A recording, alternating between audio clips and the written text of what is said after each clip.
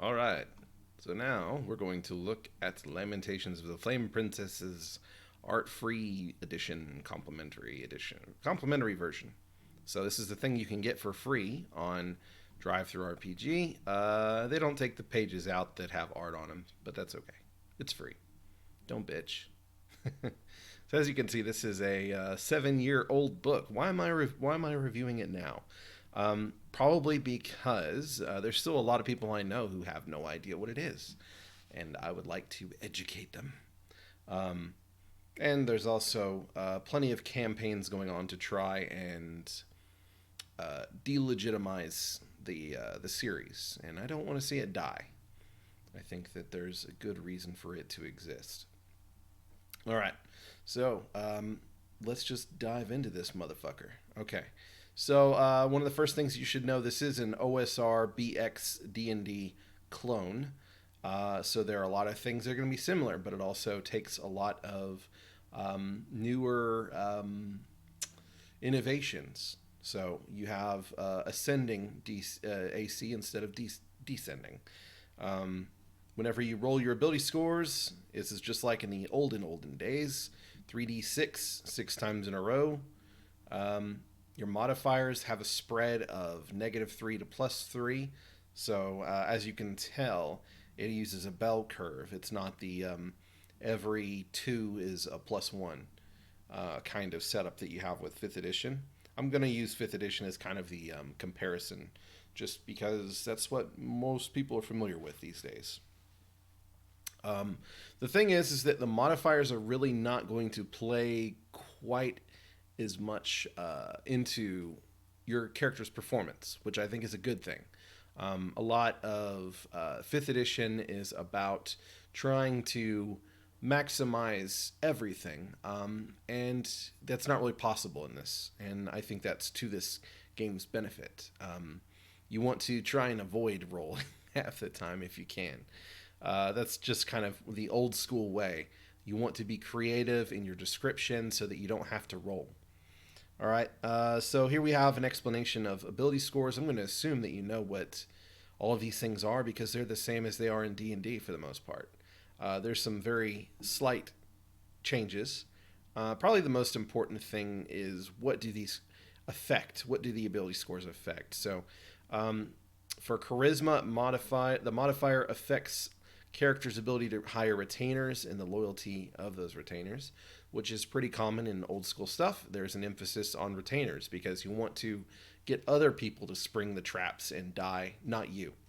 So that's pretty standard there.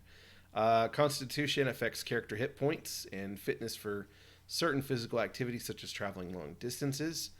Um, Dexterity affects the armor class, ability to hit with ranged weapons, and the ability to act first in combat. So you add your dexterity to your initiative roll. All right, intelligence. So let's see. Intelligence affects a lot. So intelligence modifier affects their ability to learn languages, added to saving throws against magic user spells. And for magic users, it affects the time and thus expense required to research spells and create magic items, as well as influencing the saving throws of those subject to the magic user's spells.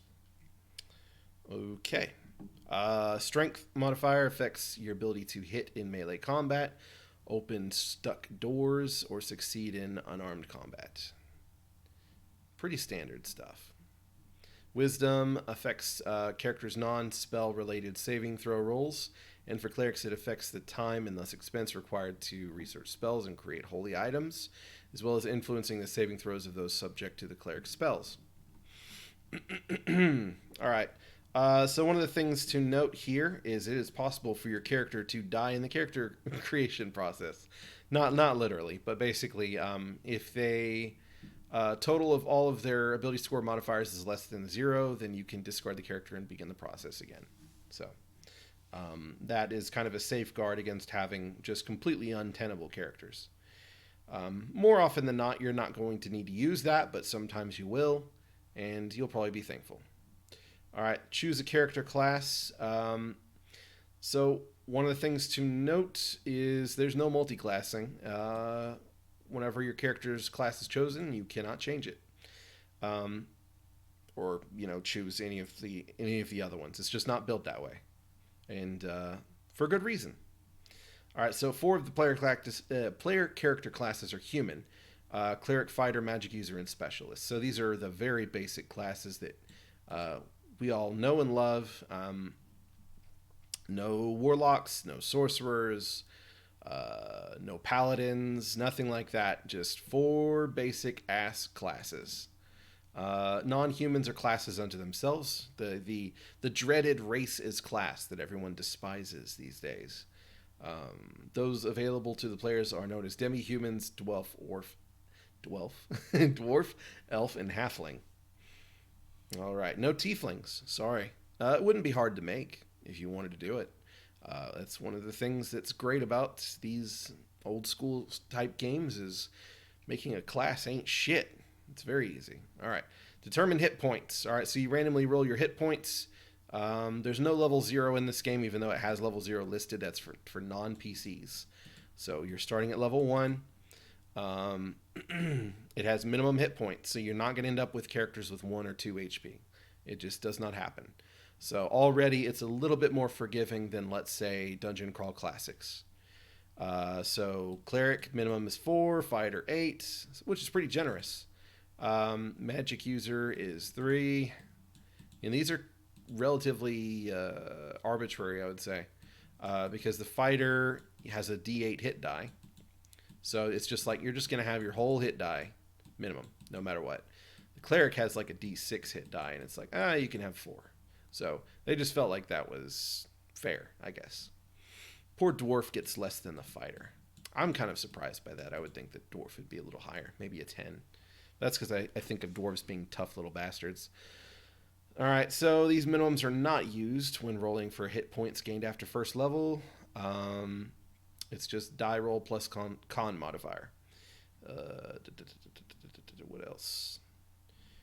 Pretty basic stuff. So the attack roll, something that you should be familiar with. D20 roll, and if the roll is equal to or greater than the character's armor class, the attack is a success. Natural 20 is always a hit. Natural 1 is always a miss. It says unless the enemy is only vulnerable to special weapon types, which the attacker does not possess, but that's a rare situation. Natural 1 is always a miss. As you can tell, there is no mention of critical hits. It's just you just hit. All right. So attack bonus is kind of what replaces the to hit bonus, I guess, for 5th edition. This is a very unified system here, one that favors fighters. So this is something that is in a lot of OSR retro clones, where they feel like the fighter needs to be the best at combat. Just hands. Oh my God! Don't tell me that there's people. Oh, I hope you can't hear that. Fuck! I'm probably going to take a break.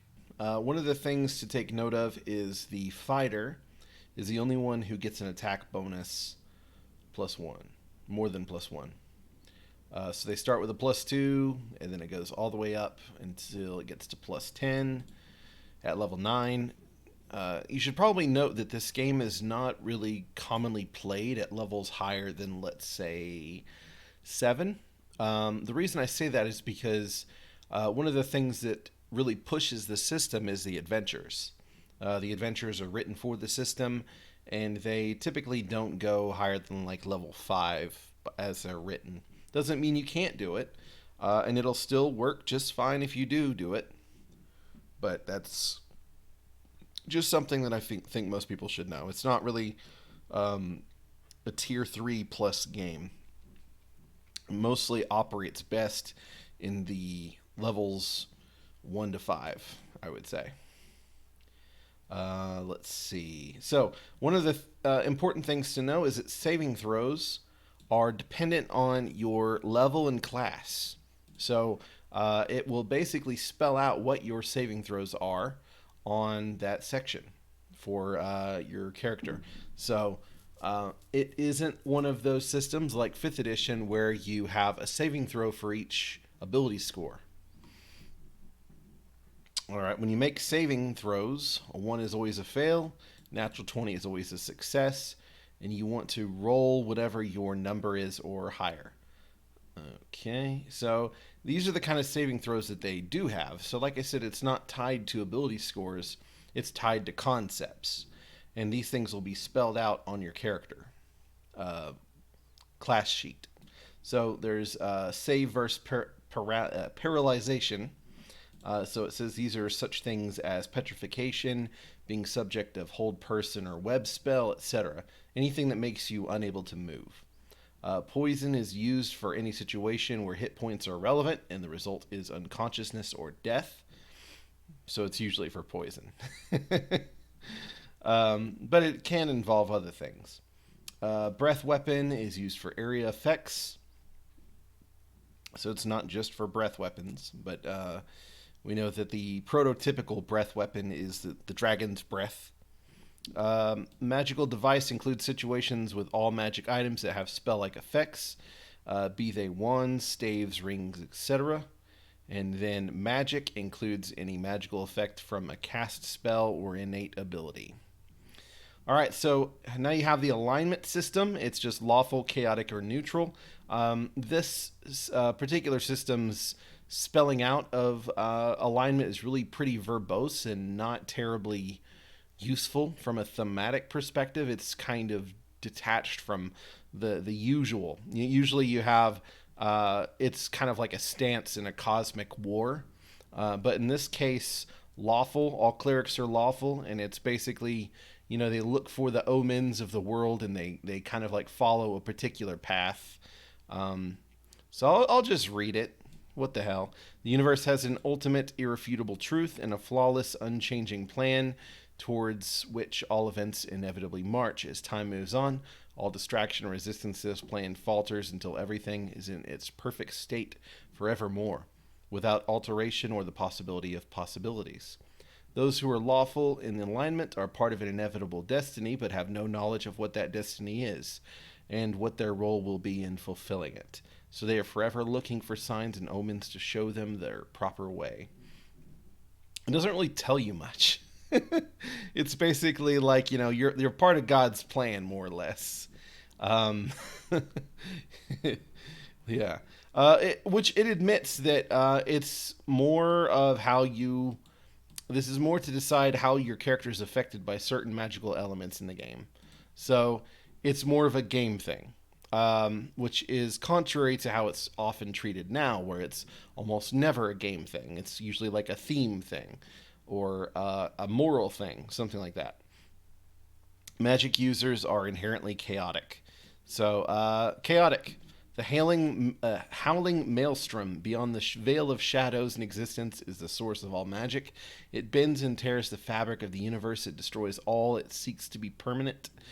It allows great miracles as reality alters at the whim of those who can call the eldritch forces, and it causes great catastrophe as beings we call demons, and far, far worse, rip into our reality and lay waste to all. Everything that is made will be unmade. Nothing exists and nothing can ever exist, not in a way that the cosmos can ever recognize. Those who are chaotic in alignment are touched by magic and consider the world in terms of ebbing and flowing energy, of eternal tides washing away the sand castles that great kings and mighty gods build for themselves. Many mortals who are so aligned desperately wish they were not. So, yeah. And then there's neutral. And it's like, you just merely exist between these forces. Mortal beings exist as neutral creatures and remain so throughout their existence unless taking specific steps, often unwittingly, to align themselves otherwise. In fact, most beings would be rather displeased with the notion of pure law and chaos, as they are defined in alignment terms. Even most who would claim allegiance to law or chaos are not actually lawful or chaotic. In the real world, every human being that has ever existed has been neutral. So it's kind of different, you know, compared to how we usually think of alignment. It has a very strong utility, not so much anything that decides how your character should be as a person. All right, starting possessions, pretty simple stuff. You start with money. You can choose how to spend it. You can choose, where you would have bought it from, because stuff from the rural areas is often cheaper, but you have less items at your available that are available to you, because that's just how small towns work. So you have the gold, silver, and copper pieces. One gold is 50 silver, which is 500 copper. So pretty easy to keep track of. Let's see. Okay, that I already explained the thing. All right. Choosing names. Irrelevant. Who cares? Okay. So, Cleric. All right. Now, this is where I was talking about your saving throws are tied to your class. All right. So, for a level 1 Cleric, you get a d6 of HP.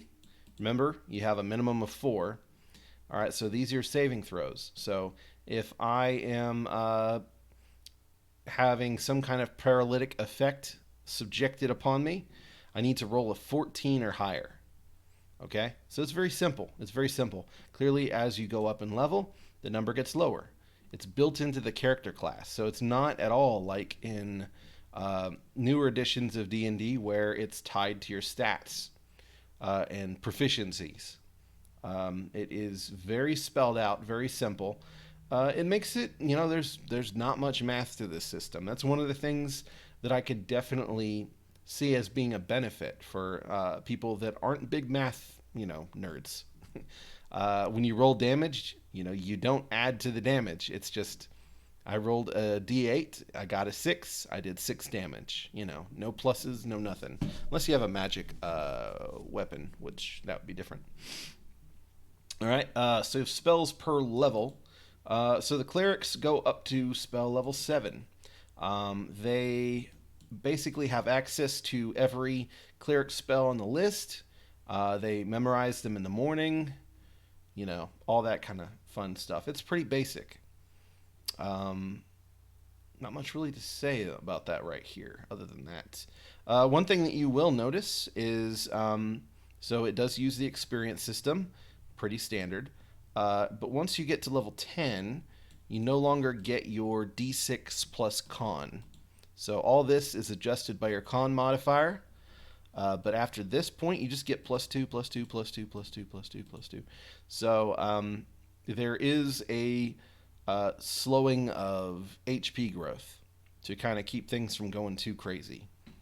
It's really not that important, though, because I doubt that your characters are going to be high enough level for it to matter. Especially if you're using Lamentations adventures, because your characters die frequently. All right, so fighter. As you can see, these are a little bit different. The fighter is very resistant to poison, whereas the cleric was very resistant to probably magic. Very resistant. Oh, even more resistant to poison. How about that? I have been proven wrong. All right. Oh, I didn't even notice the little magic number over here. So yeah, magic is the thing that fighters are not very resistant to. So they get a D8 instead of a D6, so they get more hit points. Now, so here's the thing that you should know is that this 0 level fighter is basically most NPCs. So most NPCs have a D6 of hit points, and these are their saving throws. So they have a very hard time resisting magic. That's a good thing to know. So your magic user, if they cast Charm Person, that means that your NPC needs to roll an 18 or higher to resist it. So they're probably going to get charmed. Let's see. Magic user. So magic users can get up to 9 levels of spells. And this is Vancian magic. Good old Vancian magic. So you pick your spells beforehand at the beginning of the day. You don't... you do that in 5th edition, but you would have spell slots. And that's not how this works. No. We do the Vance here. It is good. Just try.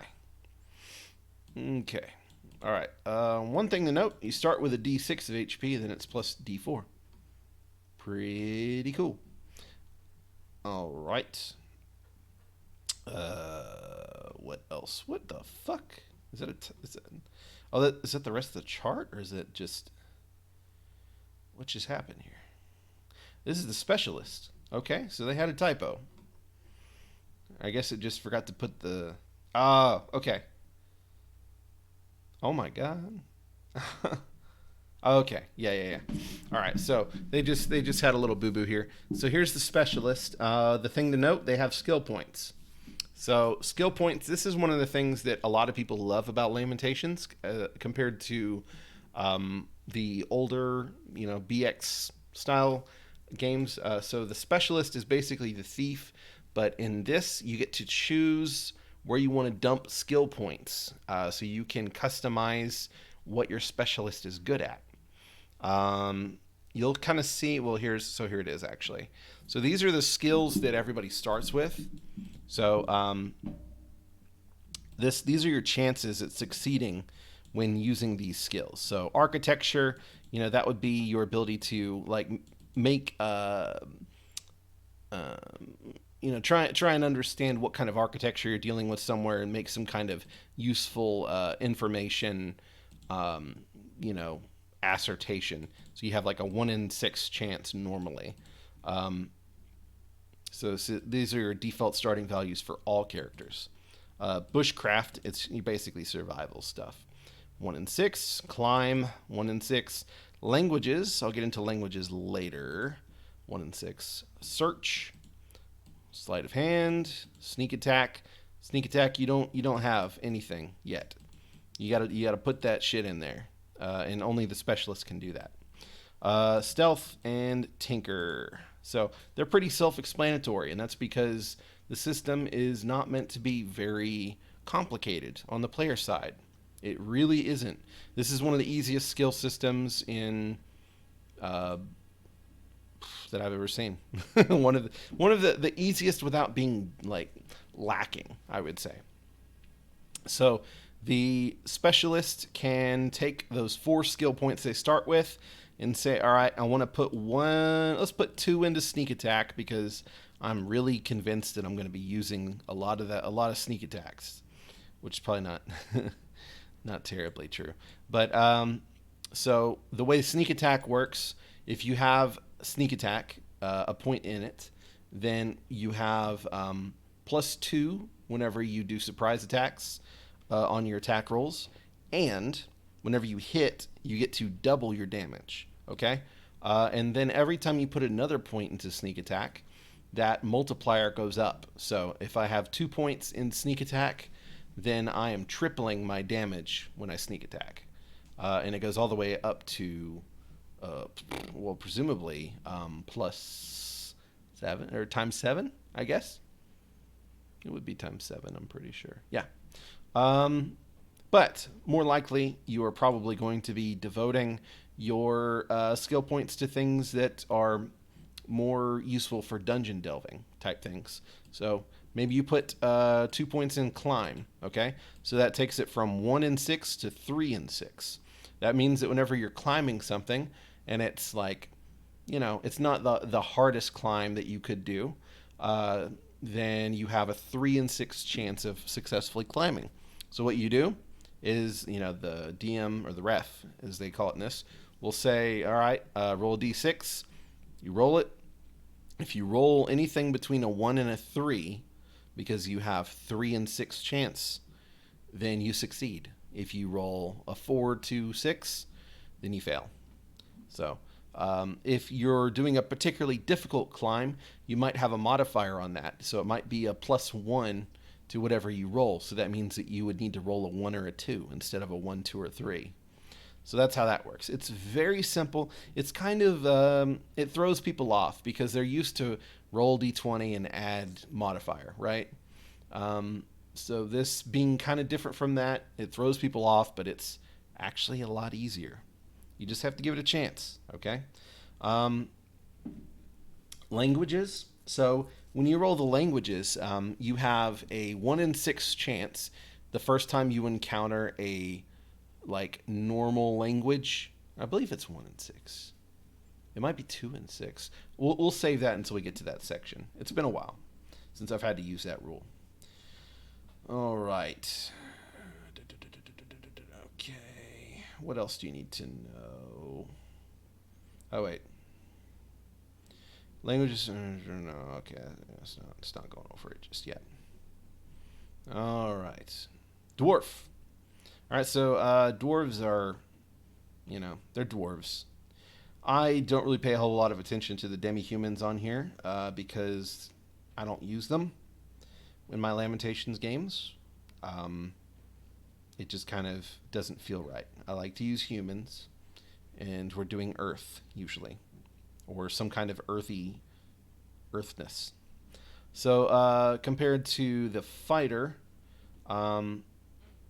they are kind of unique. So they don't get the attack bonus that the fighter does, but they get the architecture skill, so that goes up. Their saving throws are quite a bit different. They get more HP, so they get the D10 as they go. They get more HP. And they also are able to carry more weight. And they also have higher constitution. They get a +1 bonus to their constitution modifier. They continue to apply constitution modifiers if any to hit points gained after level 9. So they're going to be beefy. It takes 5 additional items for Dwarf to gain the first encumbrance point. So they can carry more shit. This game has a lot of the environmental or exploration pillar rules. What I'm trying to say is that 5th edition has encumbrance and rules of that nature, but it doesn't really highlight them. Especially it doesn't consider mapping and shit like that. It doesn't really go over stuff like that. This system does. I feel like encumbrance and things like that are helpful things to consider. And I think that more players that play this are probably going to be interested in considering encumbrance. But, you still might have a DM or a ref that just says, fuck it. I don't really want to think about it. Just don't go crazy. All right, so there's an elf. If you're familiar with the old school stuff, elves are basically fighter magic user hybrids, right? So they get up to 9th level spells. Their spell growth is actually a little bit more favorable in this, I think. They get higher search skill, so that's pretty standard. They've always been able to detect things more readily than others. So 2 in 6 chance on search skill starting out is pretty fucking good. So the only one that could really dwarf them there would be the specialist that focuses on searching, which is not a bad idea in this game. Okay, just gonna reiterate how important exploration is in Lamentations. Okay, so Halfling, they are quick and agile. They add 1 to their dexterity mod, receive a 1-point bonus to armor class when not surprised. They have they have a 5 and 6 stealth skill. Yeah. Halflings also begin with 3 and 6 in bushcraft, so that's their survival stuff. They cannot use large weapons and must use medium weapons two-handed. So it's not all a plus side. Kind of lower hit points. They're just sneaky little dudes, but they're not equivalent to the specialist, really. Not a whole lot of reason to play one, just to be... unless you just don't want to be seen very often. But like I said, I'm not really using the demi-humans when I play this. All right, one thing to note, the default unarmored base AC is 12, not 10. So you add your dexterity modifier to that. So starting out, let's say you have an 18 in your dexterity, then you are going to have 15 AC unarmored. Pretty serious. Shields increase AC by 1 point versus melee attacks, and 2 points versus missile attacks. Here are your other ACs. So you can get up to 18 pretty easily. Pretty easily. That's a shit ton of money. So probably not. You might be looking at this one if you spend all your money on armor. But you're probably looking at this one. You're probably looking at 14, which is pretty high. Um, Not gonna lie, it's pretty high. This game doesn't have very high bonuses to hit, so there's going to be a lot of swinging and missing. Um, but you don't have a whole lot of HP because you don't have a whole lot of characters with high con bonuses. Most of the time, you're going to have 0 to your con bonus, and so you're just going to have whatever your minimum was, and then whatever D6 or D8 or after that if you level up, and you don't have death saving throws. We'll get into that in a minute. All right, so as you can tell, city and rural prices. You can't get chain or plate in the little towns. Most of this stuff is going to be in the city. The city is actually a little cheaper. I think that's pretty fair. Usually pretty cheaper. So, see, look at that. You can get your spears in the small towns. It's a little cheaper, buddy. Yeah. All right. You got some kind of different weapons, the kinds that you don't usually think of. So the I don't know how to pronounce this exactly, but cestus, whatever. I'm going to say Kestis. So all sorts of fist wrappings and brass knuckles. If they have an unadjusted AC of 15 or better, so that precludes unarmored people. So if their unadjusted AC is 15 or better, that pretty much means they got to have chain on.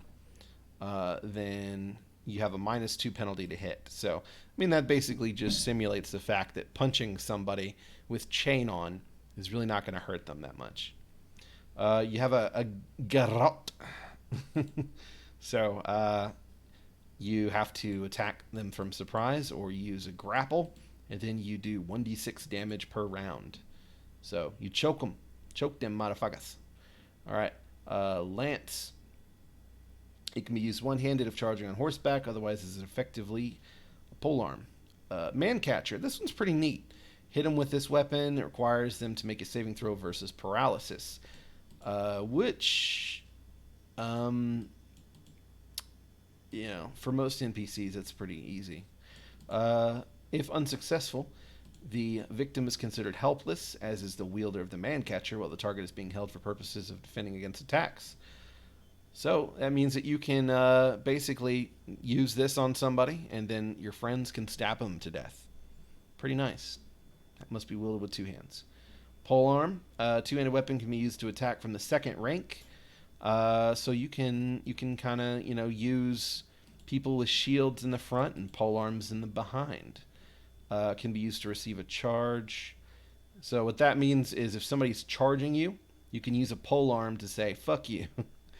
And receives a +1 bonus to hit opponents with an unadjusted AC of 16 or better. So it's a little bit better against the people with heavy-ass armor.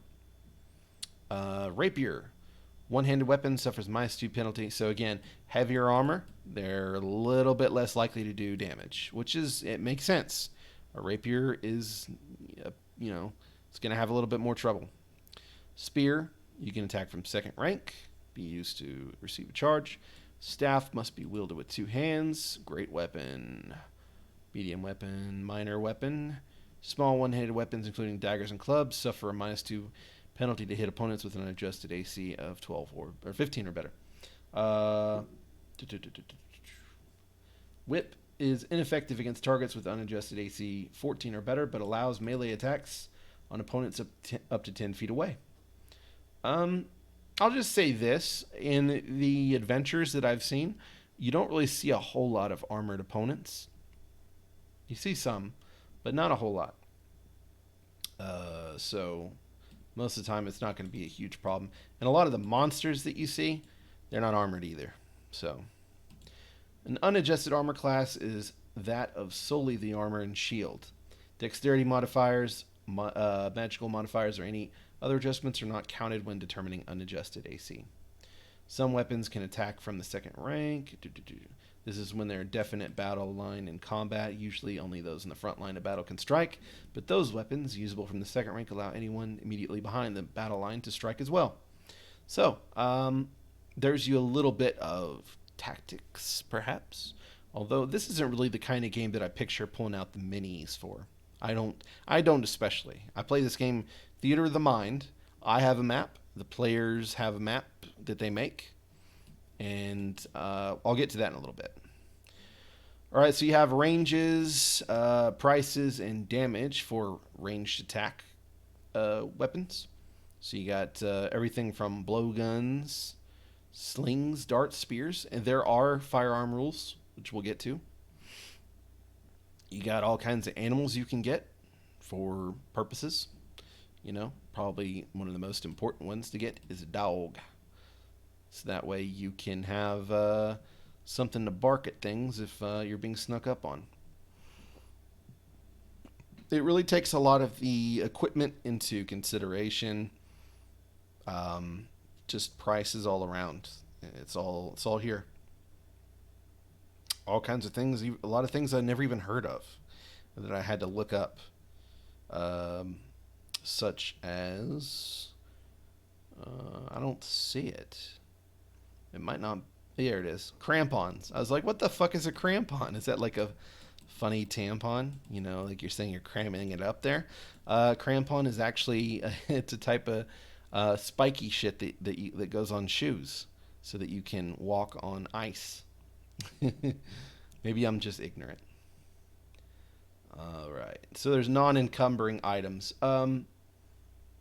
We'll get to that in a minute. All right. So adventuring. All right. So here's some little rules. Now,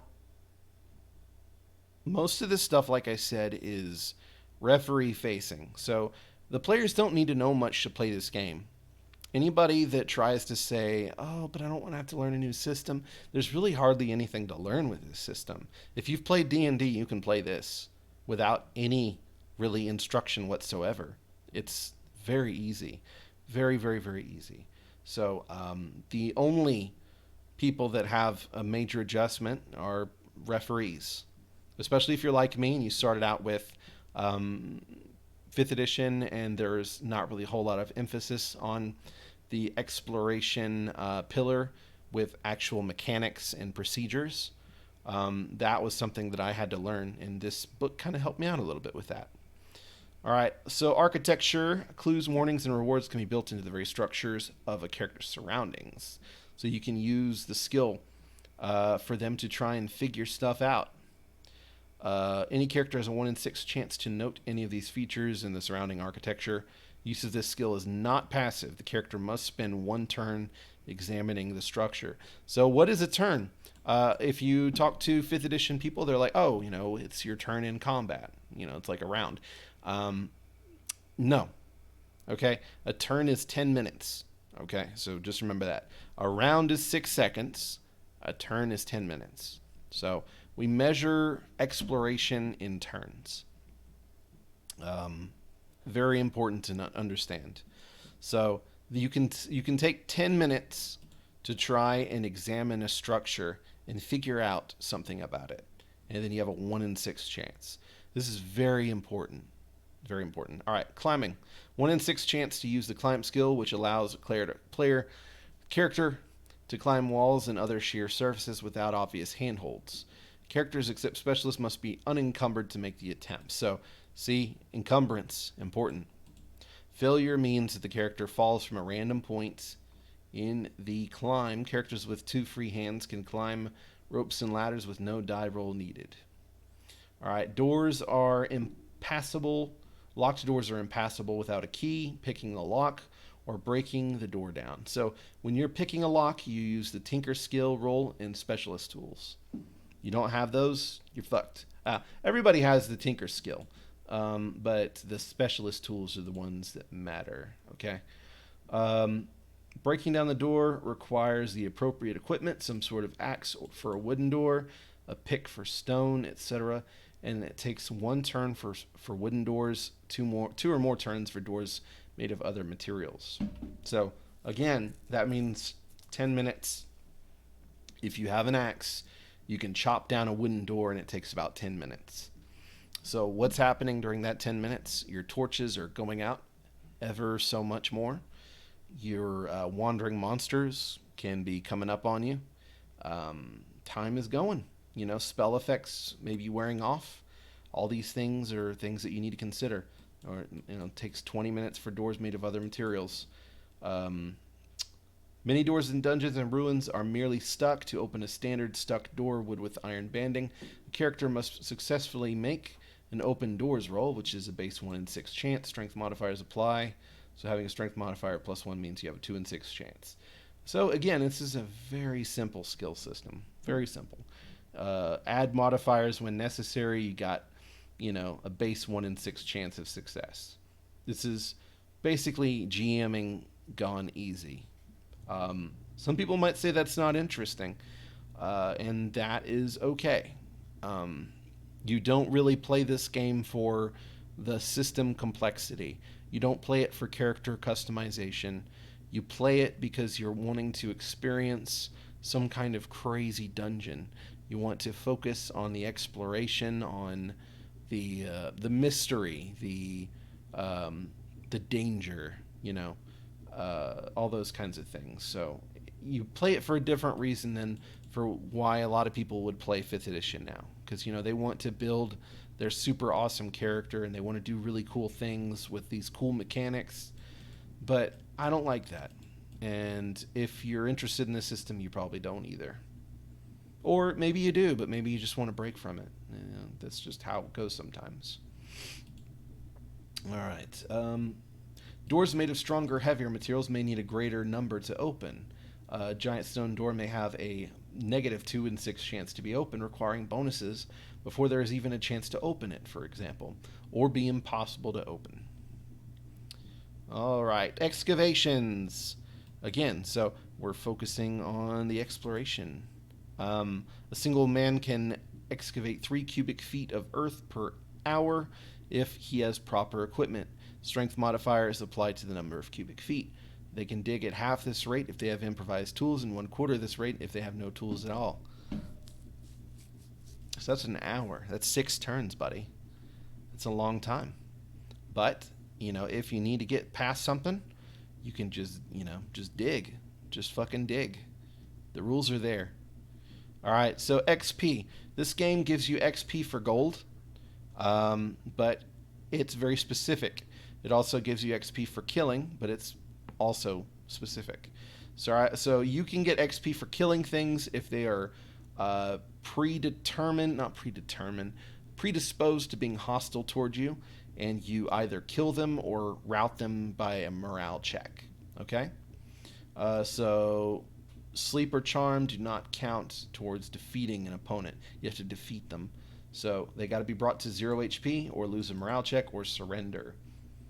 All right, so sneaking past, tricking, or negotiating may prevent combat and lead to other rewards, but does not translate to XP. A very interesting thing to consider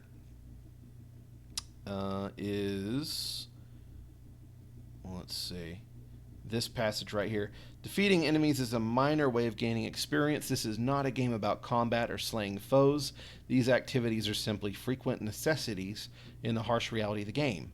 Characters who prefer to fight when it is unnecessary are lunatics, possibly psychotic, and not likely to survive long in a game run by a competent referee. So there you go. Murder hoboism, not encouraged. It's very, very strong misconception about old school D&D. We don't really do the murder hobo thing very often. Now we might, I would say that you would probably be more prevalent to do that in mainline D&D.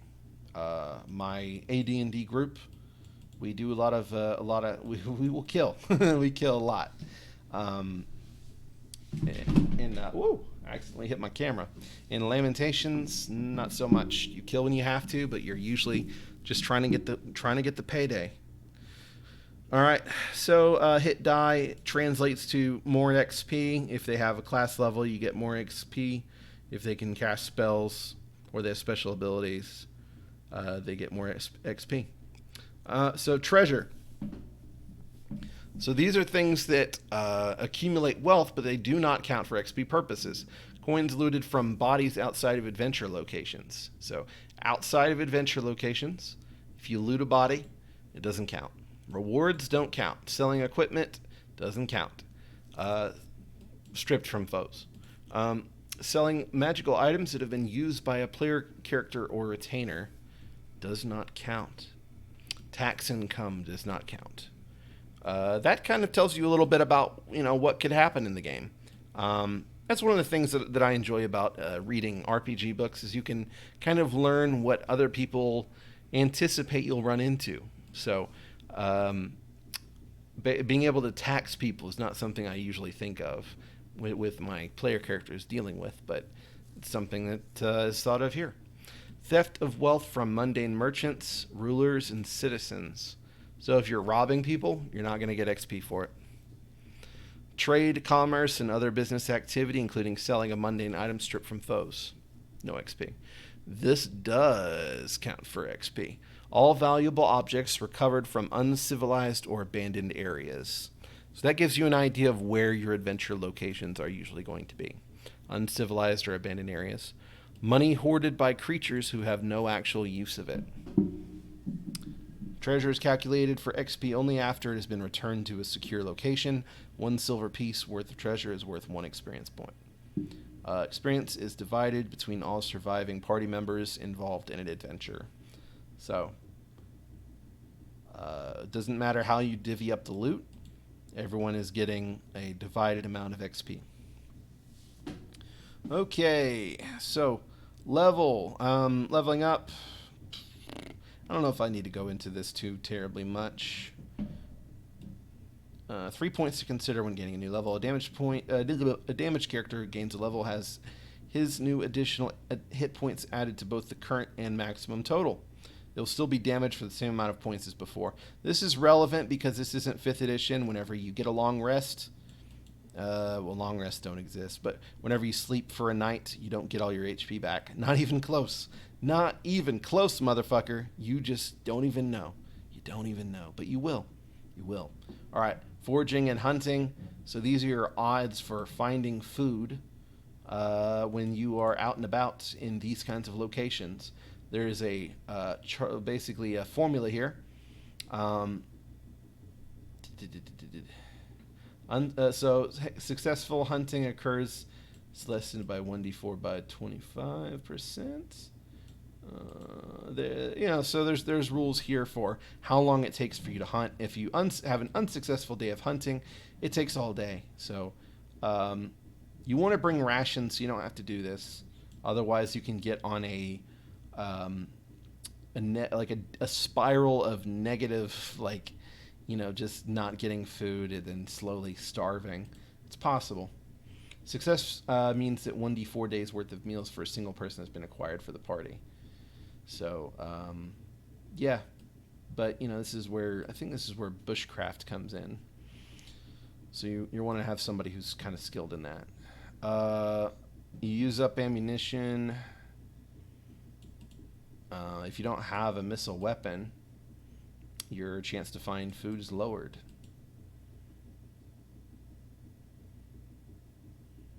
All right, if it's winter, you have less chance. Okay.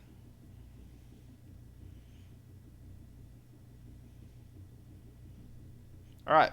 So getting lost, it happens. These are things that some players don't want to deal with, and that's fine. You can very well play this game by just doing the adventures and not really worrying about wilderness exploration so much. Not really do the hex stuff and traveling from one location to the next. You could just say, all right, you're there, and not have to worry about this. That is fine, but the rules are here for people that want it. All right, so some of the hazards that you might come across in the game. Ability score loss, we're kind of used to that. If you fall to 0 in any ability score, you did. Aging, so whether by magic or by just game time, these are the ages. Whenever you get to this one, you need to start... basically once you get to this one, then you have to make a saving throw. If you fail it, then one of your attributes is your ability scores is randomly selected to go down. and then they go down more, and then they go down more, and it's every this many years that you have to make that check. So, damage. All right, so here's the death rules. All right, whenever you suffer damage, deducted from your current HP. When your HP reaches 0, the character is unable to take any action, and in most cases, falls completely unconscious. The character becomes mortally wounded at -3 hit points. It's a very thin margin, isn't it? They will die in 1d10 minutes. No healing, magical or otherwise, can prevent death at this point. Death is instantaneous at -4 hit points. That's rough. It's rough. This system is not nice to you. So don't get to -3, and definitely don't get to -4. The only thing that can happen once you get to -3 is you can maybe say some last words, which I like. I like that. You can slowly die, which is interesting because basically you don't even get an entire turn to do anything if you survive the combat. You die. All right, disease. So disease is something that we have some pretty serious rules for. It talks about incubation periods, intervals and effects, blah, blah, blah. Drugs and alcohol. Falling. Falling is pretty standard. D6 for every 10 feet. Up to a maximum of 20 D6. Poison. Starvation. So you need to eat 1 full meal a day and drink water every day or suffer ill effects. For every 24 hours that you go without food, you make a save versus poison, or 1 constitution point is lost for every 24 hours that character goes without water. Constitution drops by half unless they make a save versus poison. After 3 such failed saves against poison due to a lack of water, the character will be dead. Constitution losses due to dehydration or starvation recover at twice the usual rate with rest and proper nourishment. There's a lot of attention to detail in all these little things, which I appreciate, without being too cumbersome. So all this stuff is going on behind the scenes. The players probably don't have a great understanding of it, and that's by intent. That's perfectly fine. They don't need to have a copy of this book at all. You know, you can help them set up their character sheet, and then when they level up, you're like, all right, you got this and this and this and this and this. Oh, but they can get this. It's a completely free thing. That's probably why you did it. But sleep deprivation. So they got to sleep at least 4 hours per 24-hour period in order to function properly. If that's not the case, they suffer a -1 penalty to all rolls until the situation is corrected. If they continue on further without taking adequate sleep, there's a cumulative -1 10% penalty for each additional day that passes without rest being taken. Yep. Healing. Okay, so this is what I was talking about with regard to resting. So damaged characters who have at least half of their hit points remaining recover 1 HP after a peaceful night's rest. Taking a watch shift does not prevent this recovery unless something happens during the shift. Pardon me. Damaged characters who have at least half of their hit points remaining can also recover an additional 1d3 hit points by resting a full day. So at a maximum, if you have more than half of your HP, you can get 4 hit points after a full 24-hour days of rest. So without doing shit. Since to count as a full day of rest, you cannot engage in any strenuous activity, including but not limited to traveling, fighting, researching, running, searching, hunting, or foraging, and you must have adequate food and water. So you can basically just walk around and talk to people in the immediate area. So if you have less than half of your hit points, you recover nothing from a night's rest and recover only 1 HP by resting a full day. What does this do? It makes clerics more important. Pretty simply. The character at 0 or fewer hit points will wake up after 1d6 hours. The character will not be able to carry any equipment or stand up, but can communicate and crawl at a movement rate of 10 feet. If they rest an entire day in a comfortable bed in a clean room, then an additional 1 HP is recovered. Characters who have suffered temporary ability score loss can recover at 1 point per day of rest. for all ability scores. All affected ability scores regain an additional point at the end of a full week of rest. So this is kind of what you can expect if you get knocked to, like, let's say, -2. You're not going to die, but you're kind of useless until you get back and get some rest. Characters can make no recovery if resting in a dungeon or similarly hostile environment. Healing restores hit points and ability scores only to the normal maximum, never more. It's obvious. All right, languages. So here's where languages go. So if you have a higher than 7 intelligence, 7 or greater, then you are literate. If you're not, then you're not. If you don't, then you're not. Elves and dwarves will know their local human tongue in addition to the tongue of their particular clan. Halflings use the local human language. When a character comes into contact with another language, they have a 1 in 6 chance of knowing it, with the intelligence modifier applying. If you have a language skill greater than 1 in 6, use that as a base chance instead. So remember, you start at 1 in languages, right?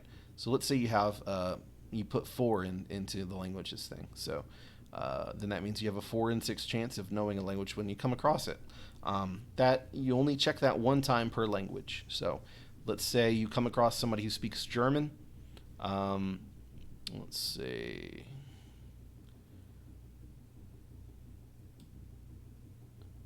You get a -1 penalty. So you would have a 3 in 6 chance. All right. That's if you have 3 points in that you put into the language skill. All right, so it's a -1 penalty if it's not local to the culture, such as Spanish, French, Swedish, English, and German would be part of the same cultural group. The penalty is -2 if the language is considered to be exotic, English versus Japanese, for example, or the tongue of a different race, to use a more common game situation, and -3 if it is an ancient dead language. So if you have 4 in your languages skill, you have a 1 in 6 chance of being able to understand a dead language, which is pretty cool. A character gets 1 attempt to know. I already said that. Magical languages cannot be known. Okay. So rules about light, they're pretty simple. Torches burn continuously for 6 turns before burning out. So you got 6 turns. It's an hour. You get an hour for torches. Candles burn for 12 turns. So this is where the rubber is starting to meet the road. So you need your torches to be able to see. You don't have dark vision, and you need to you got a certain amount of time to do these things. All right, so you can spend 6 turns before your torches run out. Then you need to replace them. So fortunately, you only need 1 turn or 1 torch for the group at a time, and use them sparingly, I guess. Use them wisely. All right. So mapping. You got rules for mapping. So it requires 1 character in the party to have paper and ink and 2 free hands. The referee is only obligated to give verbal descriptions of the area, and if asked by a player how their map compares to the real map, the ref is only obligated to point out very obvious errors. If the player's characters are moving at an exploration speed, then the referee should give exact dimensions of hallways and areas. So, by contrast, if they are going at like a normal speed, then you don't give them the exact measurements. You say, well, you're heading down a hallway. It's pretty wide. You got plenty of room, and it seems to go on for quite a ways. Something like that. But if they're going at exploration speed, you might be like, well, it's about 10 feet wide, and it's about 300 feet long. And then so that way they're mapping it out, right? Taking such measurements is one reason why the party's progress is so slow. Extremely irregular areas, such as natural caves, are best left to rough descriptions, since accurate mapping without a full survey team is simply impossible. Outdoor mapping is not as exacting a process. If using a hex map, the referee simply informs the players what sort of terrain their characters are moving into, and the surrounding terrains as well. Okay, so Now we're getting to encumbrance and movement. So they have a point system for encumbrance. It's very neat. That way you're not counting just actual weight. It's based on the number of items you're carrying and what kind. Okay, so basically 100 coins count as one regular item. That's a good thing to understand. If you're carrying a shit ton of coins, you're weighing yourself down. Alright, so if you are carrying less than 6 items and you don't have armor, and you don't have an oversized item, you have 0 points. You're unencumbered. So you can have 1 point and be unencumbered, which means you have the full range of movement. You can go 120 feet at exploration speed, 40 feet at combat, 120 running, 24 miles per day. The more you have, the worse it gets. If you have 5 or more points, you're over encumbered. You can't move. So here are the things that affect it. If you're wearing chain armor, that's plus 1 point. So let's say I have 6 items. Let's say I have 10 items. All right. So 10 items. These are different items. So I could have like 9 items and maybe 100 coins. So that's 10. So I get plus 1. And let's say I have chain armor. So it's at plus 2. So I'm at 2 points. All right. No oversized items or anything. So 2 points, I'm lightly encumbered. So it's not too bad. It's not too bad. It's easy to track.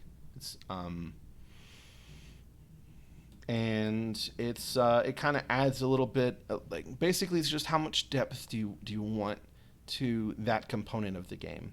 For me, if I'm doing these things, there are some adventures that I would like to have the full depth of exploration. So I want the mapping, I want the encumbrance, I want all of these things. Most of the adventures I probably would want to focus on that. But there are a few that I might, just want to kind of move things along. One, for instance, would be Blood in the Chocolate. I just kind of want to move things along so they get to experience the location and the wackiness, all that kind of stuff. So we've got rules for mounts, so they can help you out. There's a lot of rules for more than we'll get there. All right, so adjustment on movement based on how bad the terrain is. You got adjustments based on weather and based on terrain. You can do, this is rules on how much distance you can travel. You can basically ride your animals to death.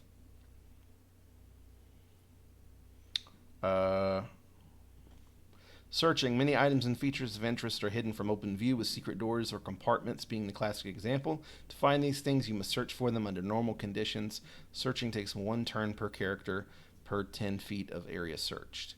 Hidden items or features have a base 1 in 6 chance of being found per turn of searching. The ref can create hidden elements that are more difficult or easier to detect at their discretion. If a character's search skill is greater than 1 in 6, use that as a base chance to find something during a search. All right, finding a secret door does not automatically grant a character an understanding of how it works. The referee may require an additional rolls or other actions to be taken before the door can be opened. All right, so the way that might translate is, let's say they want to search a tiny room. You have them all the ones that want to spend the time searching, have them roll their d6. They roll a 1.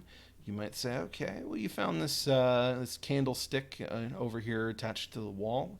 Kind of strikes you as suspicious. There's, these kind of scratch marks on the back of it. They might be like, oh, well, that means maybe I should pull on it. So they pull it. Stuff opens, that kind of thing. Sleight of hand. Base 1 in 6 chances to successfully perform such an activity. So swapping out an object on a weight-sensitive plate with a similarly weighted bag of sand. Fun little trick there. Picking pockets, hiding small object from a search, readying a weapon without any observers noticing, those kinds of things. Stealth. Stealth lets you sneak around and hide. Those that the character wishes to hide from must not already be aware of your presence. So you can't just be like, oh, they're looking at me, I use stealth. Nope. It is not invisibility. If you hear enemies coming down a bare hallway, you would not be able to simply hide because of the lack of available cover. So if you need cover to be able to hide. If a character attacks after successfully using stealth, that attack is always considered to be a surprise attack, even if the enemy is already engaged in battle. All right. Swimming. We got tinkering. The way that time goes. Time passes as it is convenient for play. So do what you got to do, basically. So you got a 10-minute turn, the 6-second round, and the 1-second segment. So one of the things to note is that is kind of also represented in the initiative system. You don't roll a d20 and add your dexterity modifier. You roll a d6. So, yes. Tinkering, traps. We got the rules for traps. All right, Maritime adventures. So a lot of time was spent putting in these rules for ship combat. How many things can be carried on what kind of ship? How far they go per day? All this kind of stuff. So you can have sailing adventures. It's pretty simple, and the way HP goes is one ship HP is equal to 10 normal HP, and any damage done to it that is less than 10 doesn't do anything. So you got catapults and rams, you got boarding vessels, all kinds of stuff. All kinds of retainers. Look at all these retainers. It has their fees. It has what they're good for. So I'm not going to spend a whole lot of time with that. But it's pretty extensive. And, we've got rules on what you need to roll in order to get them to accept the position as a retainer, what their loyalty is going to be, all those kinds of things. And these are the things you need to take into consideration whenever they're being hired. Is how much are they being paid? What's the charisma of the employer? What are the terms of service? All right, are they providing what are the living quarters like? Rules for when loyalty should be checked. So this is pretty much staples of old school play that are often neglected because nowadays who needs retainers when you can summon creatures and get animal companions that are provided by the rules of the game, etc., etc. So, all right, property, upkeep, taxes, investment, bankruptcy. I declare bankruptcy. Okay, encounters. All right, so surprise is determined very, very easily. When surprise is possible, roll 1d6 for each side, which might be surprised. Most normal characters are surprised on a roll of 1 to 2. Surprised characters are unable to act for 1 round. Characters or creatures which are well hidden and prepared to perform an ambush act from surprise on a roll of 1 to 4 on 1d6. Some characters or creatures are described as being less likely to be surprised. Reduce the range by 1 for such creatures. The foes of surprised characters can take a free action before initiative is rolled.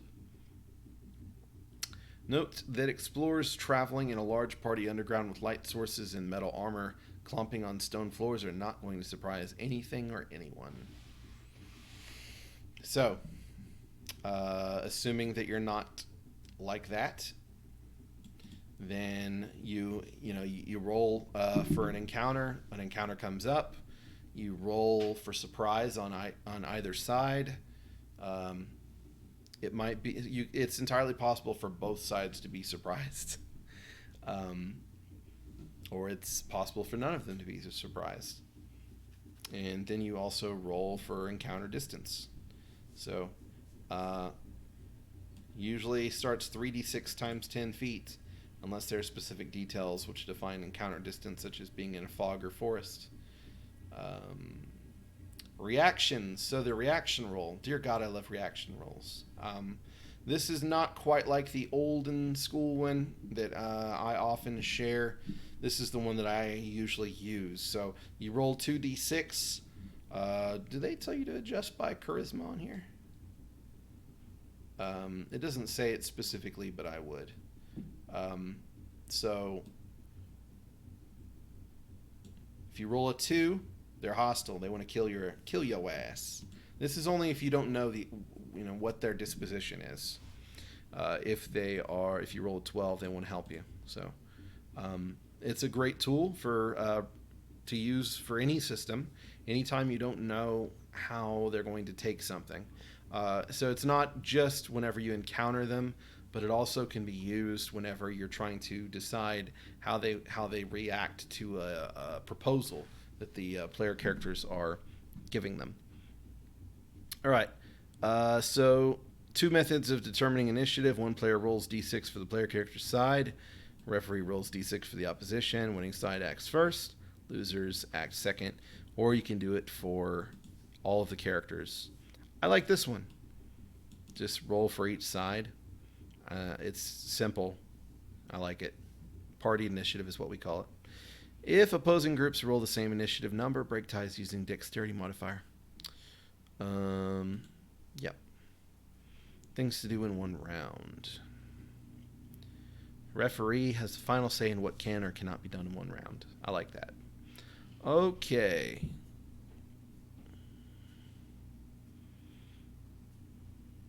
Strength modifiers are added to the attack bonus in melee. Dexterity modifiers are added to the attack bonus in ranged and to armor class. Fighters, dwarves, and elves have 2 extra options when attacking in melee. They can press, so they can do a +2 to hit with a -4 AC penalty. So they can just be like, I'm definitely going to hit your ass, and I don't care if I get hit. And then there's defensive fighting, +2 AC, -4 to hit. Very easy to remember. But just important thing is only fighters, dwarves, and elves. So if you're playing a legitimate game, only fighters, because dwarves and elves don't exist.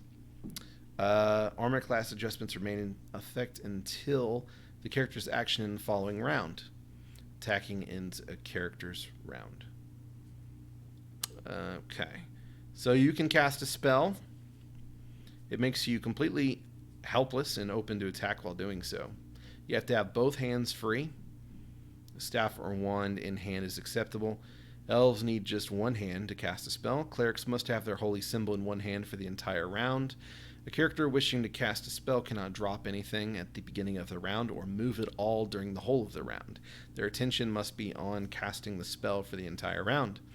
Spells with an instantaneous or permanent duration take effect right away. All other spells take effect at the beginning of the next round before initiative rolls are made. If a character has taken any damage earlier in a round, the character cannot cast a spell that round. Oof. That's rough, right? So you can interrupt spells. Change weapons and attack. If you are not holding the weapon that you intend to use, you can drop what's in your hands and draw a weapon. There's a -2 penalty to hit during the round when you do that. All right, holding your action. Any action can be held until the end of the round, and at the time the action is taken, it happens simultaneously, not before the other. All right, so you can move up to 1/3 of your normal movement rate every in feet every round. So that's, if you remember on the Encumbrance chart, it was saying exploration 120, combat 40. So that's that third. So you normally, if you're unencumbered, you have 40 feet of movement per round in combat. Or you can charge, going your full rate and doing double damage, but suffering -2 AC. So you can go a whole 120 if you're just like, rah! Okay. So if you have a weapon that can receive a charge, automatically strike first against an enemy closing into melee range with them, unless they already acted that round and do double damage against the charging enemies. So, translation, let's say I am charging my full 120 feet. I get up to them. They have a pole arm. They haven't gone yet on their turn. They can hit me and do double damage. So don't charge people with pole arms. Just don't do it. Don't do it. Okay. Parry. So you can defend yourself. No other action is allowed if you're parrying. Although you're free to decide that your character is parrying at any point during the round, even out of initiative sequence, provided that the character is not yet acted, gives a +2 bonus for the round or +4 for fighters, dwarves, and elves. So, fighters are better at parrying. Alright, so I like this rule. This is for using an item. If you're not holding it in your hand, if you're holding it in your hands, it takes a round to use an item. If you're not holding it, like it's in a pouch, it takes 1d3 +1 rounds to ready, including the first round. If it's in a sack or backpack, it takes 3d6 rounds. So you don't want to really grab stuff out of your bag in the middle of combat. It's just not a good idea. All right. Aiming, so you can get a +4 to hit if you take the time to aim. And it says that it is in addition to normal reload time. So don't be like, oh, well, I'm aiming while I'm reloading. No. Attacking from behind, you lose all dexterity and shield modifiers to AC, and you get a +2 bonus to hit. So, cover. It has cover rules. Pretty simple. Firing into a melee is dangerous. If you take a full round to aim one possible target of the firing character's choice, counts as 2 people in the melee when the referee comes to determine the target. So you randomly determine who is actually targeted in the melee. So like, let's say that I am shooting and my friend is fighting someone else. If I take the full round to aim, then there is a 2 in 3 chance that I hit the bad guy. Well, here's their example. If a character fires into a combat where 2 of his allies are fighting a lone enemy, normally there would be an equal chance of targeting each of the 3 combatants. After aiming, the enemy would count as 2 figures, giving a full 50% chance that the enemy would be the one targeted. Significantly larger characters or monsters in a melee count as 2 characters for random targeting purposes, and a truly gargantuan creatures can be fired upon using the normal rules. Dexterity mods do not apply for either the firing character or the targets when resolving missile fire into melee. Okay, help us a turn. They're automatically hit for maximum damage. So that's how that works. It's not crit, but they take 100% of the damage from your normal roll. Holy water, visibility in darkness. We got all this shit, buddy. All of it. Morale checks. We need more of this these days. People don't pay attention to morale. Oil and fire. I mean, it's pretty basic. Mounted combat, you get a +1 to hit and a +1 AC bonus versus people on foot. You receive a -5 penalty to hit with missile fire while mounted.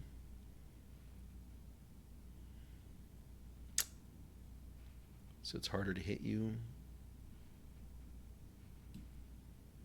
No, it's harder for you to hit. Derp. Okay. So yeah, horseback archery is hard. Just is.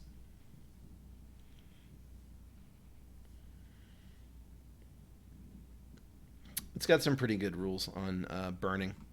Basically, it kind of keeps things from being too much like Molotovs. So, the oil flask must be in hand, its lid or stopper removed, and a wick of some sort, usually a bit of cloth, already prepared and lit.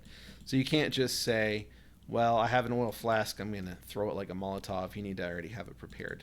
Lamp oil is not napalm. If the creature is subjected to ignited lamp oil, it will suffer 1d4 points of damage. If the damage roll is 4, so a 25% chance there, then the victim must make a saving throw versus breath weapon, or else suffer another 1d4 on your next action. If that rolls 4 as well, then the victim becomes engulfed in flames. A creature completely engulfed in fire is in trouble. They suffer 1d8 damage per round until they either die. Oh, shut up. Until they either die or the fire is put out. Creatures who are light usually react by immediately fleeing in search of water, or failing that, simply run aimlessly until collapsing. Of course, any fire has a chance to set alight wood, structures, or objects, not to mention materials such as curtains, carpets, tapestries, etc., which is not what you want because that stuff's worth money. All right, it's got pursuit rules for chases, wrestling.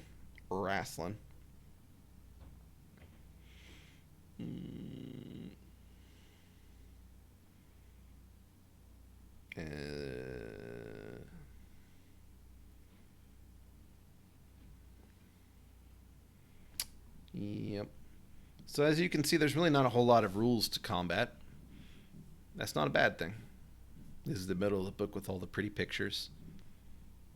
That's a lot of pages. All right. So clerics, they pray. That's how they get their spells casted. It doesn't really make any kind of declarations on cosmology or anything like that. But how I would usually use clerics in Lamentations is I would use Christianity because I would use Earth. So, well, and I guess you could use like you could use Islam as well. You could really use any world religion.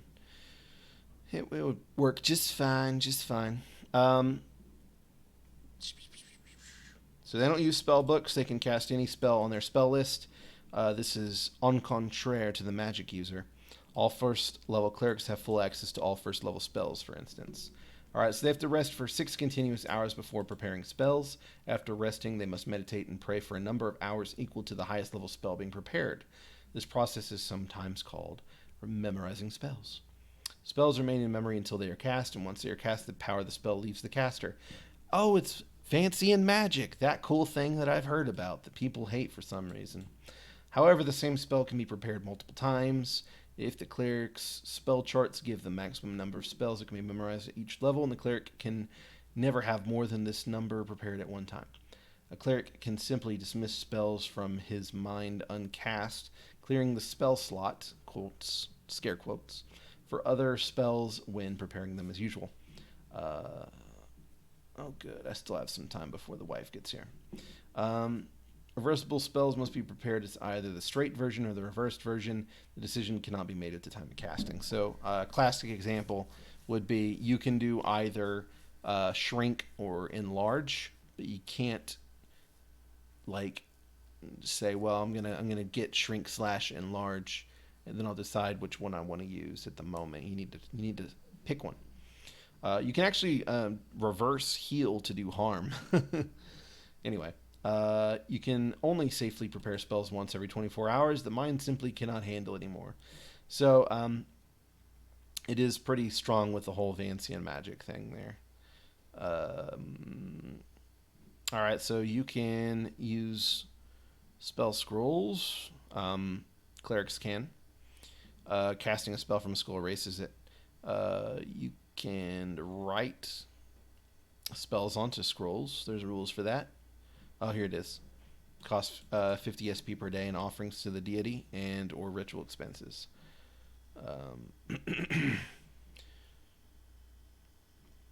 Protection scrolls to repel certain types of creatures.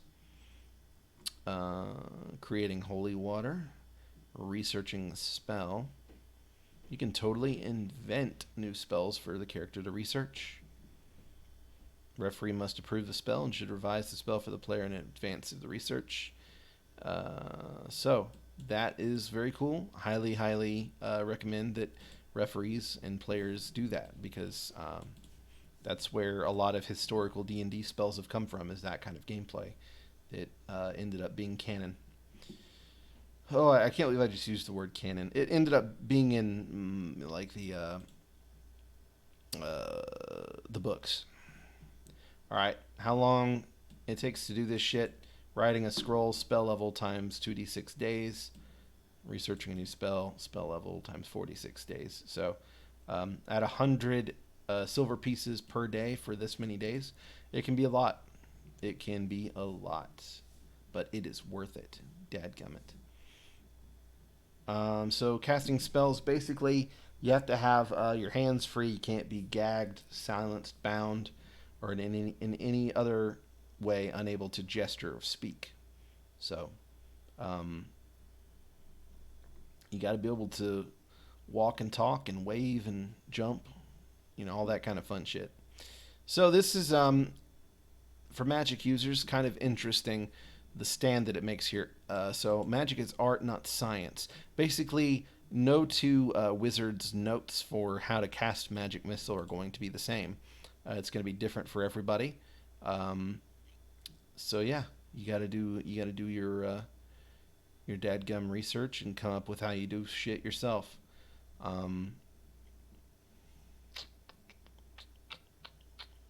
Nothing contained in a spellbook is a how-to guide as much as an individual recipe for self-induced hypnosis. I like it. It's pretty cool. At the start of play, every magic user spellbook contains read magic plus 3 other randomly determined first level spells, which could potentially include summon. Ooh. An elf begins with only read magic in the spellbook, so elves suck. Upon attaining a new level, magic user can add 1 random spell to their book free of charge from their choice of spell levels you're already available to cast. It's random though, but the time for researching or transcribing the spell remains as standard.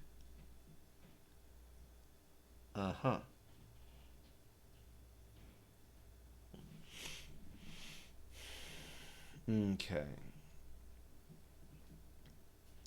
Preparing spells each day. Same 6 continuous hours of rest. Number of hours equal to highest level spell being prepared. Same stuff there.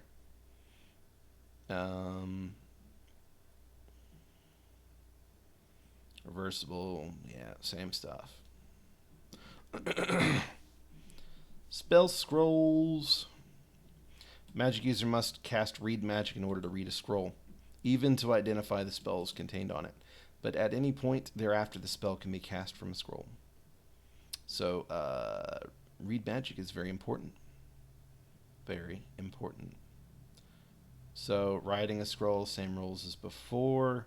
Transcribing from a scroll to a spell book. It takes 20 SP per day. Removes the spell from the scroll. From spellbook to spellbook, 10 SP per day. You've already kind of put it into your own language, so I guess it's cheaper that way. Researching a spell. So this is if you were trying to add something to your spellbook that you don't have prior reference to. You can invent new ones and all that kind of stuff. So if they're on the standard spell list, it's 25 SP per day. If they're wholly original, it's 30 SP per day. Right. Not a lot of games have it built in where it's like, hey, you want to make new spells? Fucking do it, man. Just do it. I guess there's probably more than I would guess, but the way people talk about D&D, you wouldn't think that. All right, create potions. If you have a cleric who's going to work with you on it, you can make cure wounds and cure disease potions and whatnot. I think you have to have a lab, though. It'll get there. Creating staves and wands.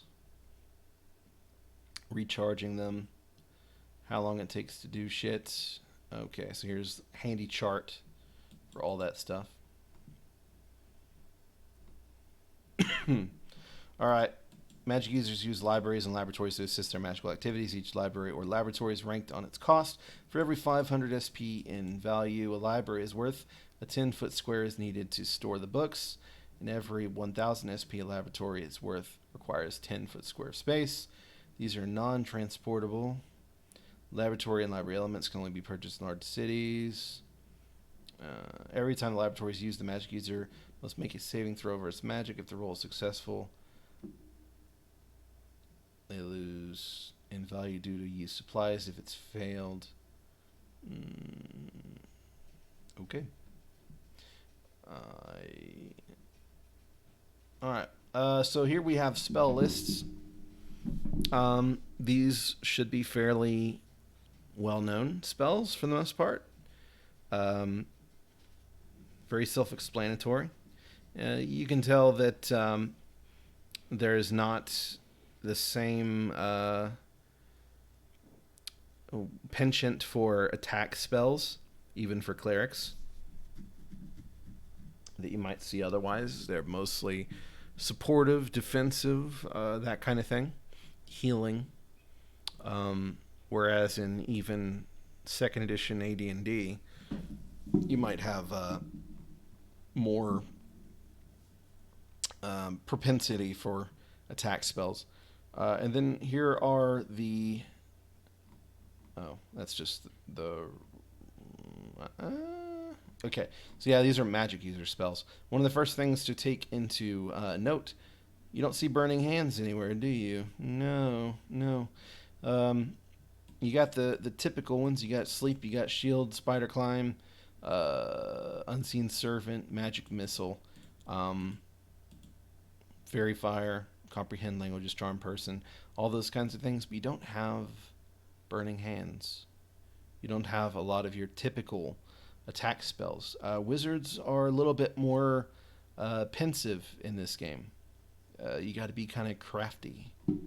I mean, you do have, like I said, you do have magic missile, but they are not the glass cannons that you might be used to for the most part. The magic is a lot more geared toward situational utility rather than just fat ass damage. It's there though. I mean, so you got wall of fire, wall of ice, all that kind of stuff. It's there, but it's not the focus. It is not the focus. And look, 9th level, you still got the power word kill, you got time stop, you got, cool shit. No meteors or anything like that, but you still got prismatic shit. So, they're just it's just not that crazy. Here's an example of what the spell information looks like. So as you can tell, not much about what's it called, material components or anything like that. It's pretty much just you have the spell, you cast it, it works or it doesn't. There are a few things I think that actually do require some kind of, but it's kind of implied with what the spell does. It's not really, I'm using this to make the spell happen. It's more like I'm using the spell to affect this thing. All right. I kind of wanted to, because most of this is pretty simple, straightforward, but I kind of wanted to shed a little bit of light on the summon spell. Detect lie. They got a lie detector spell. Yeah, that's good stuff. Sorry, I get weird sometimes.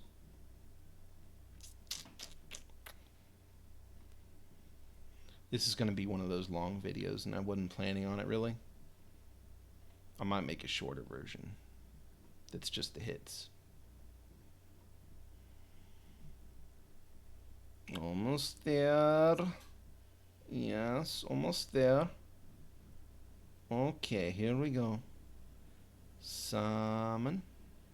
Summon. Wait. Still not there. Here we go. Alright. So this, as you can tell, it's a magic user level 1 spell. It's randomly determined which 3 random spells you start with. So you might get summon, you might not. But if you do, whoo boy. Alright. So magic fundamentally works by ripping a hole in the fabric of space and time and pulling out energy that interacts with and warps our reality. Various mages have managed to consistently capture specific energy in exact amounts to produce replicable results. Spells. The summon spell opens the rift between the worlds a little bit more and forces an inhabitant from beyond into our world to do the magic user's bidding.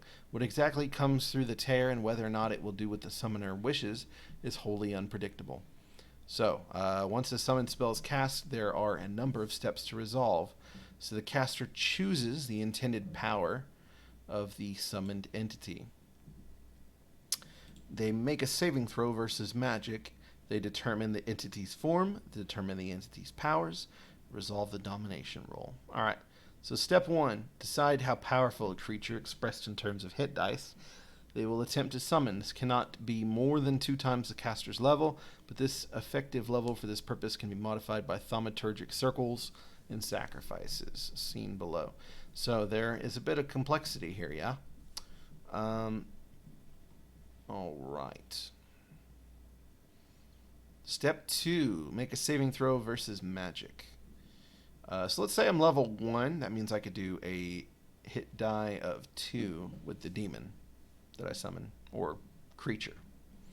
You make a saving throw versus magic. Failing the saving throw means a more powerful creature than anticipated might come through the tear in the fabric of reality, which can have dire consequences for all present. Yes. So, if you want to be able to control how strong the thing is, you gotta pass that saving throw. Step 3, the creature's form and powers will be randomly determined on the following tables with different results, altering the creature's basic stats. So, default stats are AC of 12, 1 attack for 1d6 damage, move 120, ML 10, morale 10. So, they're not likely to run away. To determine the creature's basic form, roll 1d12. This should look familiar if you have ever looked at the esoteric creature generator. So if you made the save, you get to roll 1d12, 1d20 if you did not. So that assumes that after from 13 and up, stuff gets pretty bad. It's already going to be pretty bad, though. So the forms vary from being amoebic to an eyeball to a frog to organic rot to seaweed, snake, squid, all that kind of shit. On the higher end, on the bad side, collective unconscious desire for suicide.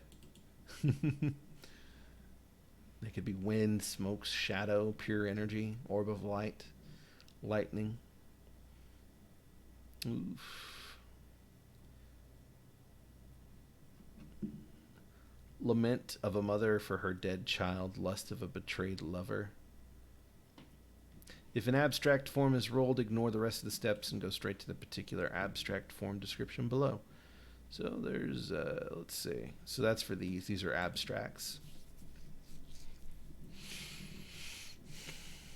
All right. Each basic form that is not the abstract forms category will have a number of additional features. The base hit dice of the creature that the caster wished to summon determines the die type used to determine additional features as follows. All right, so like I was saying, I'm going to try and do a 2-hit die one. So you get a D6 die type. Roll the indicated die type is the base number. Roll that die again. If the new roll is less, then roll an appendage on the following table. Roll again and keep adding appendages until a new roll greater than or equal to the previous roll is made.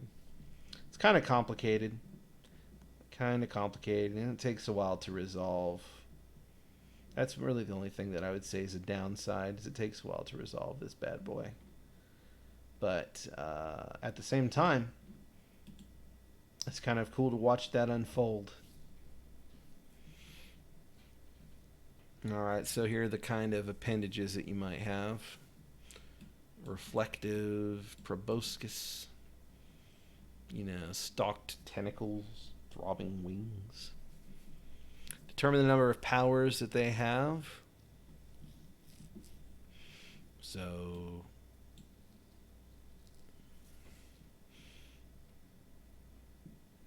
yeah, this is exactly like the esoteric creature generator, which if you don't have, I absolutely highly recommend that you get it. It's very easy to convert into even 5th edition terms, really any kind of D&D except for maybe 4th edition, because 4th edition's weird.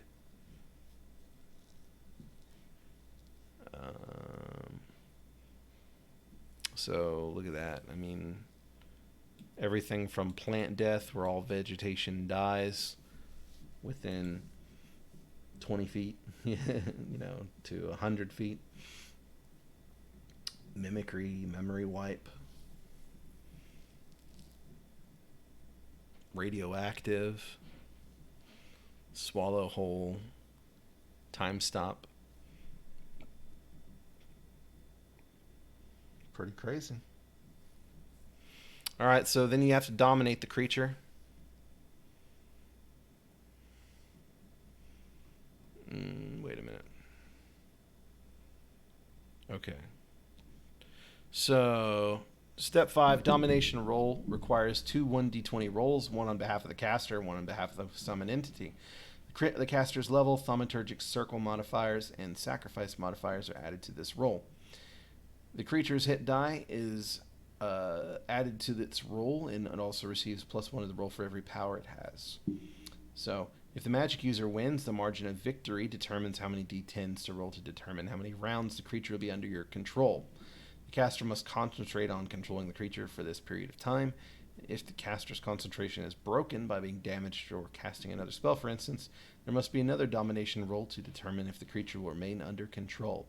The second roll can only confirm the original term of control, not extend it, and at most the creature can only win a basic victory in this second contest.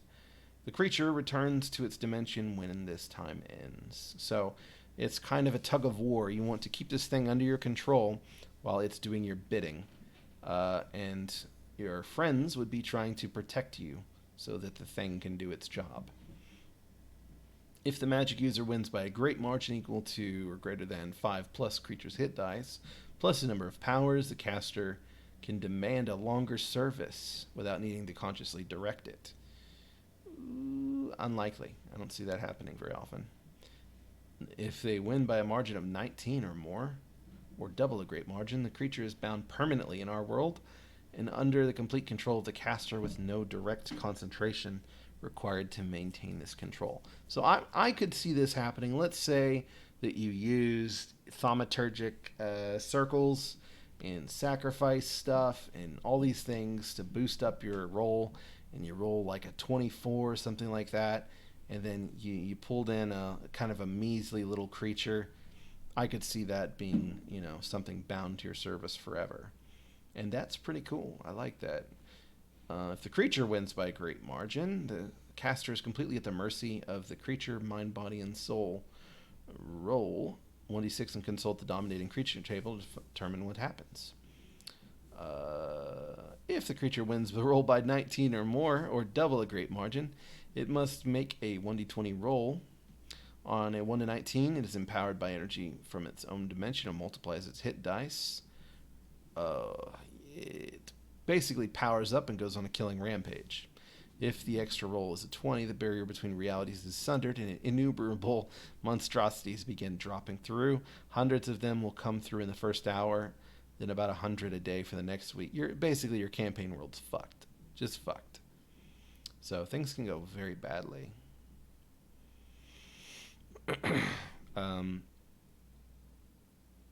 So yeah, this is one of the things that's very neat about Lamentations. A level 1 character can just say, I'm going to ruin the world if you X, if you don't fuck off or something like that. And then if you roll one of the abstracts, it can be any one of these very crazy things. So a lot of time went into this, clearly. All right, then you've got the rest of the spells.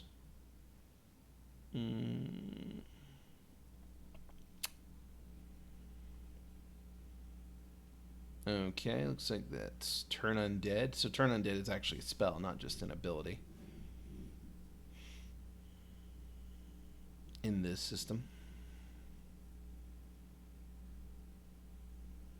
Well worth getting because undead are assholes and they're very common in Lamentations adventures. Fairly common. All right, and that is basically the end. Here you have a glossary where they mention what terms mean. You have some firearms rules. Um, like I said, this is kind of geared around toward 17th century, so nothing too crazy. You don't have repeating rifles or anything like that. Everyone's using muskets and other powder weapons. And early modern focus in its supplements and adventures. So 1492 to 1683. A little bit more details on firearms, wheel locks, flintlocks, rifle barrels.